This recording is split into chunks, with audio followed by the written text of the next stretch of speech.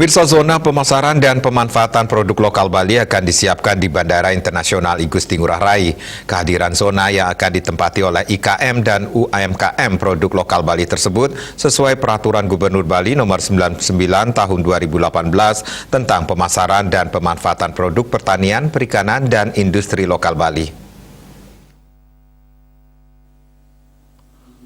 Untuk menyukseskannya, Gubernur Bali Wayan Koster meminta pihak Angkasa Pura yang mengelola Bandara Internasional I Gusti Ngurah Rai agar berdedikasi untuk Bali dengan memberi ruang secara khusus kepada IKM dan UMKM sehingga produk lokal Bali bisa terjual di bandara.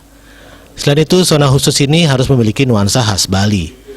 Mengenai program pemasaran dan pemanfaatan hasil produk industri lokal Bali, Gubernur Bali menjelaskan 2 lokasi disiapkan berupa stan pemasaran produk lokal Bali yang siap beroperasi di Bandara Udara Internasional I Gusti Ngurah Rai. Stan pertama berlokasi di areal ruang tunggu keberangkatan domestik dan lokasi kedua terletak di areal kedatangan domestik.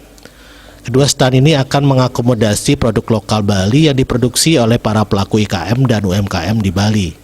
Tujuannya adalah untuk memberikan kepastian dan kesinambungan di dalam pemasaran produk lokal Bali, meningkatkan kuantitas, kualitas, dan kontinuitas produksi, meningkatkan lapangan pekerjaan, meningkatkan pertumbuhan ekonomi, dan meningkatkan kesejahteraan masyarakat berdasarkan nilai-nilai Nangun Satkerti Loka Bali.